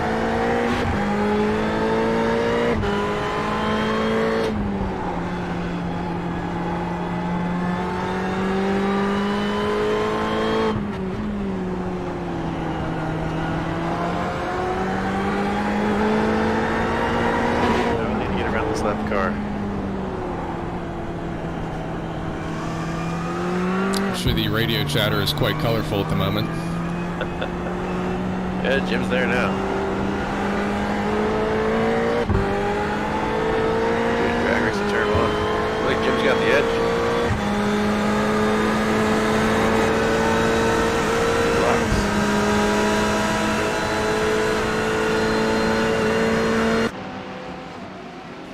Oh boy. Oh boy. Jim got on the binders hard there. Christian going off track. Unfortunate for Jim there. It's a tough position for the lap car to be in. Cars coming at you side by side. I think he just needs to do a little bit better job of letting everybody know, get far enough over to let those guys know which way you're going to be. Jump back up here to the front real quick. Timing and scoring going a bit weird. Looked like Ian had pit Darren. But at this point, I trust Steve's timing more than I trust my own. Yeah, last lap by Ian was about 4 seconds behind. He's running out of time. Doesn't look like he's be able to get there unless Darren makes a mistake, which he did make a mistake earlier, but it was very early, and I don't think he's made one since. So I'm showing 35 minutes transpired. Are we approaching the 40-minute timeline here, Steve? Yeah, according to mine, we're at 39 minutes. So white flag should be out any second.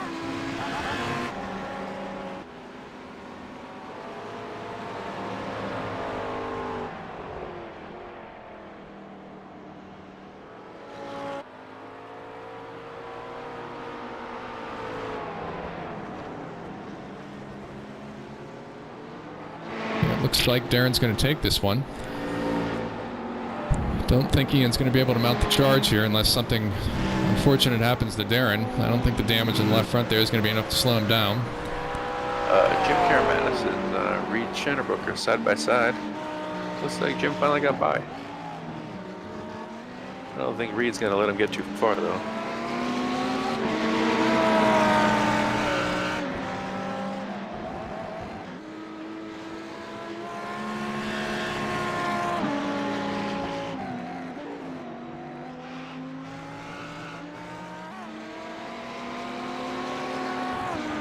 Very nice racing here between Reed and Jim. Very gentlemanly, very close.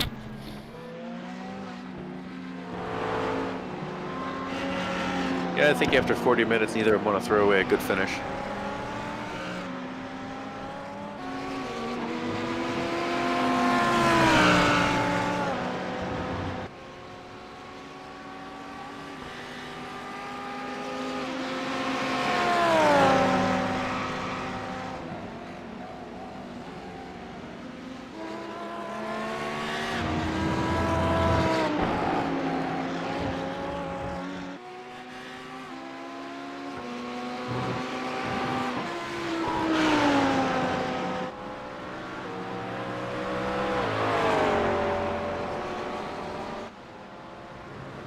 Darren by his lonesome out here in the front. We see Ian there in the distance. Time is running short.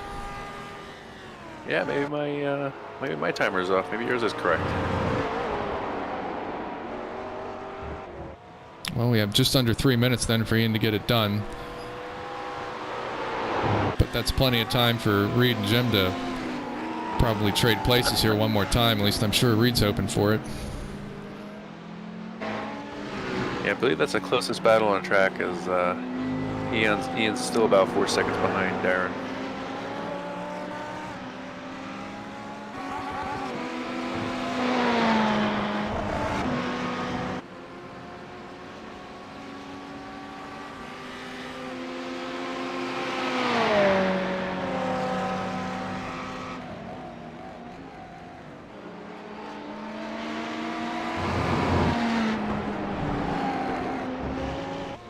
And it's not easy work in there. Oh boy. Some deft maneuvering there from Jim and Reed to avoid that. And it allows them to close the gap a little bit. For sure. It's pretty easy to be just as tired after 40 minutes driving in the sim as it is in the real world, so. Yeah, I've never experienced it, but I've ended many races and have heard the other racers talk about how sweaty they were and how they need to go take a shower. Being a Not bit sure of a key, test or if that's the wheel they're fighting. yeah, right. Yeah, being a bit of a keyboard warrior, I could stand to do a little bit of upper body work in between sim sessions, or I guess justify being in the sim longer. Let's jump back here to John Wood, see what kind of racing we got on. The other ELB car, we got Ralph Padgington. John's still chasing Ralph here. Yeah, they've been battling for a good 40 minutes.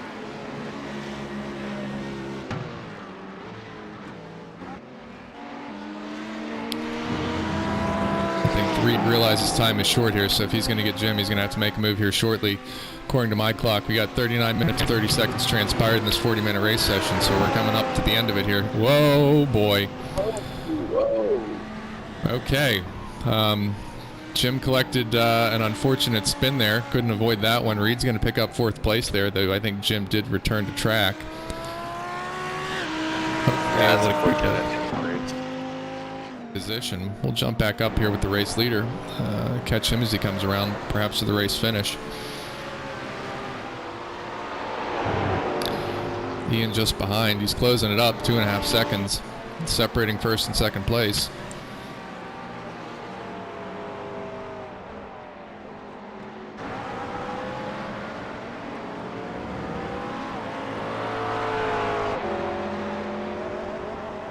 Yeah, Ian's last few laps have been all in the 115s, mid 115, so he's definitely keeping the pedal down.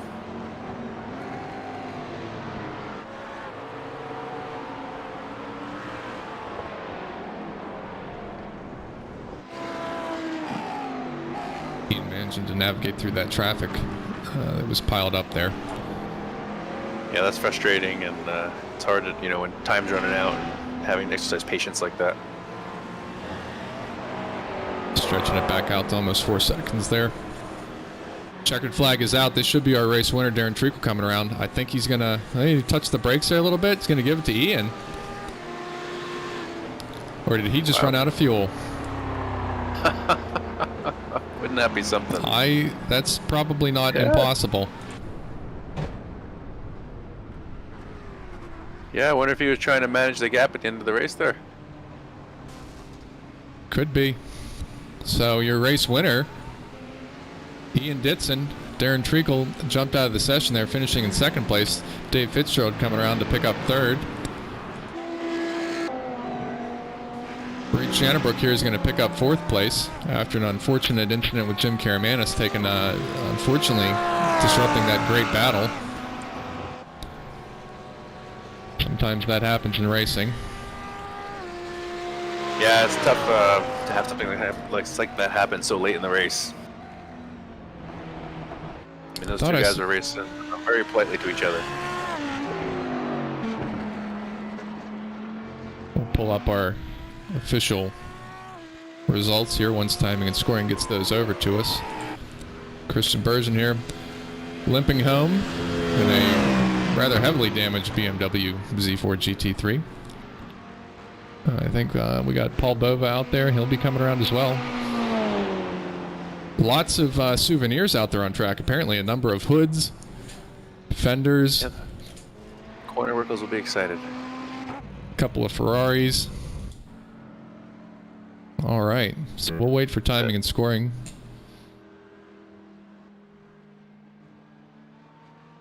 Can't wait to hear what happened on that last corner.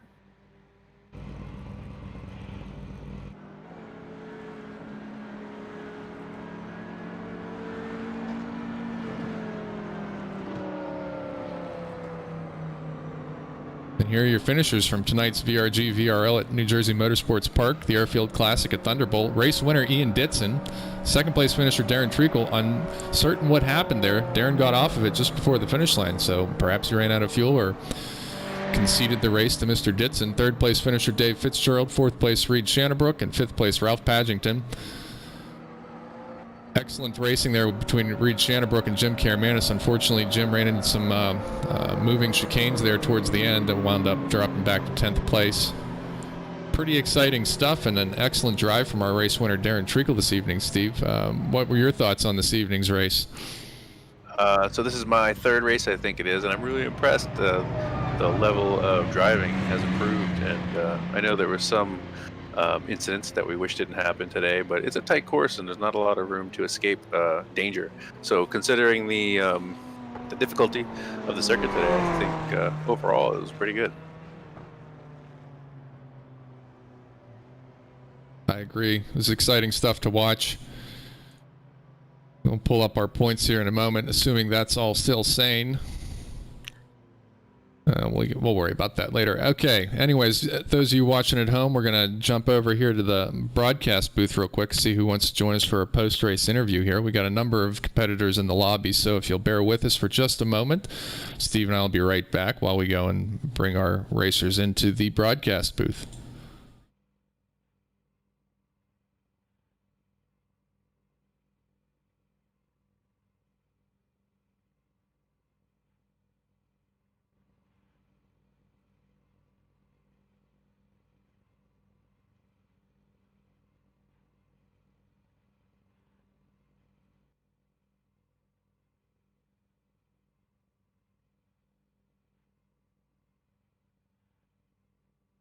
Steve's back. Yes, we're back. We're in the broadcast booth. This is Steve and Ian here. They've been broadcasting for you all night. A couple of technical difficulties on our side. We've got our top 3 podium finishers here. Race winner Ian Ditson, second place Darren Treacle, and third place Dave Fitzgerald. I think the question on everybody's mind here in the broadcast booth, certainly Steve and I were talking about this one, is Darren, Ian, what happened there at the start-finish line at the end of the race? I ran out of gas. I told everybody at the beginning of the race I'm putting 19.6 in and keeping my fingers crossed. I knew it was going to happen, and then I got hopeful in the last couple of laps because I could tell your pace had dropped off, like you were fuel saving. But I called it at the start of the race, so. Yeah, I was I was fuel saving for a good portion of that race. I was just watching the relative and trying to manage the gap, and as long as I had 3 or 4 seconds, I was trying to coast and brake early. Yeah, Steve picked up on that here in the broadcast booth. Noticed you came off the, turned the wick down a little bit and suspected perhaps that that's what you were doing. So I think we're going to hire Steve full time, and I'm just going to be the occasional color guy up here. I think it's the curse of the McLaren, Ian. I'm starting to believe that's what it is. I know you're talking to the other Ian, but you're not having much luck with that thing. It's a tough car. I mean, I had a heck of a time as a rookie in that car, so I applaud Darren for going out there and handicapping himself a little bit. You're still quick in it, but I guess if you had another liter or gallon of fuel in there, you'd have taken that one, and you fought back up through the grid after a bit of an unfortunate there at the beginning. And then we have our third place finisher here, Dave Fitzgerald. Dave, you were pushing pretty hard. We were watching you run wide, drop a tire here and there, keeping up. How was your race this evening? Well, it was, I qualified, I guess, top 10. I was 7th, and then luckily made up a few spots on the first lap. Had a few little incidents, ran wide and got caught out. A couple of back markers just couldn't sort of make the decision on which side of the road they wanted to be on, and that's a little frustrating, but it's what we have to deal with. I have no problems with what's going on there. It's just some bad decisions at some points, but all in all, I think the race went for me pretty good. I was happy to come in top 3. Yeah, it was pretty exciting watching it up here.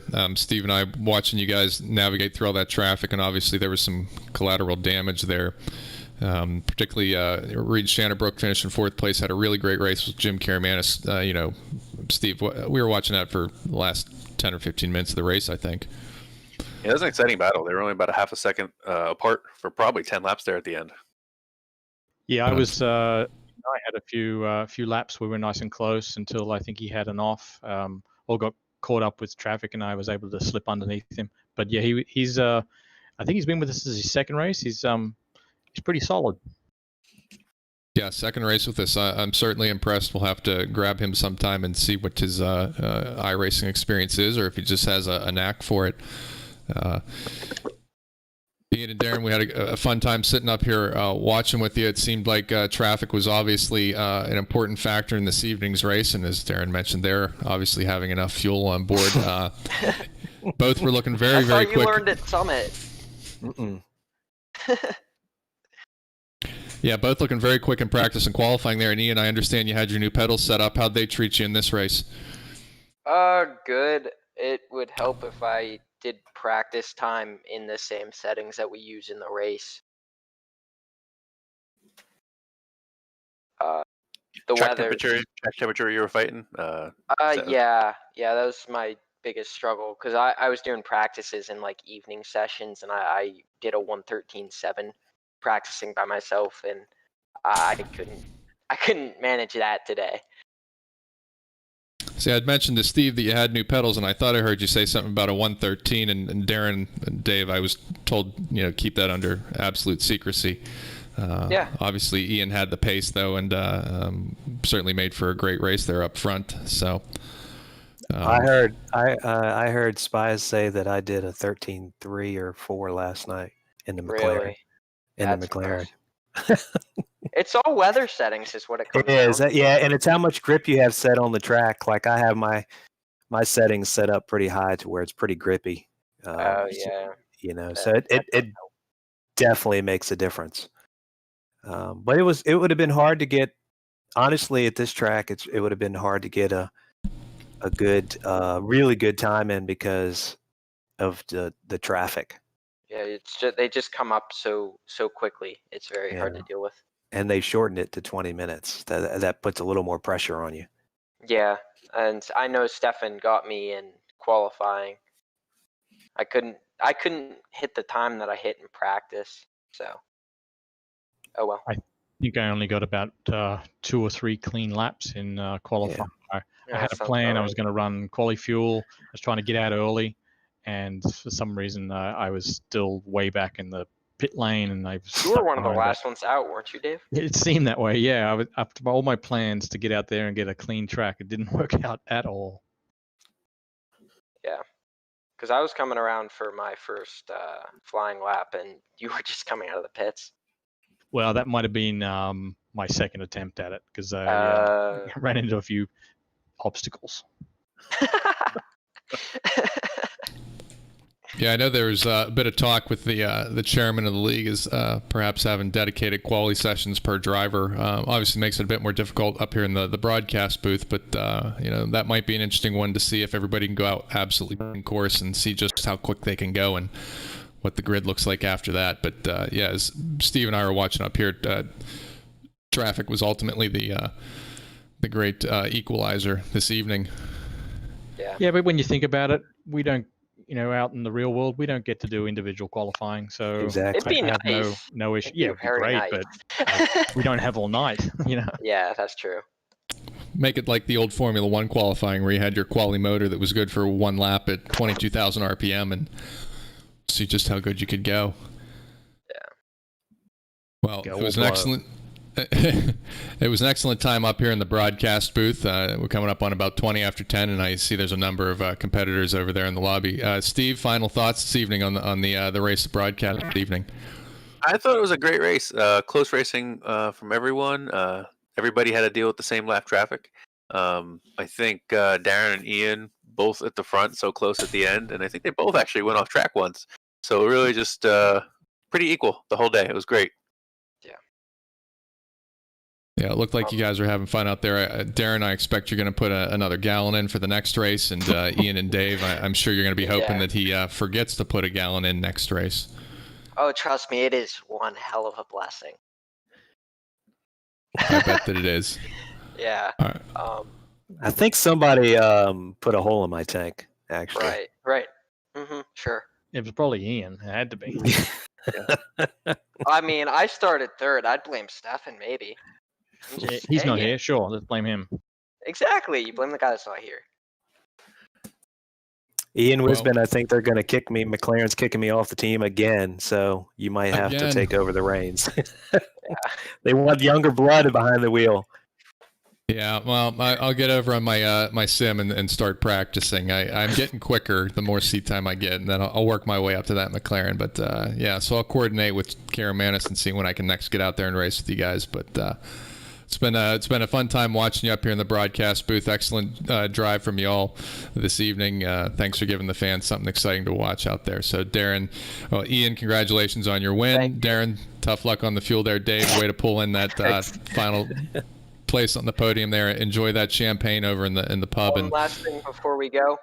Yeah. I'd like to give a shout out to Jeff Tapasai, who is recovering from chemo today. I dedicate the win to him, and keep fighting, man. Yeah, +1. That's a big +1 from up here in the broadcast booth. I was exchanging some texts with Jeff as well. So we're all pulling for him. Can't wait to see him out there on track and then see him in the real world and give him a high five and have a beer. So excellent work there, Ian. The Formula One media circus will love you once you get there.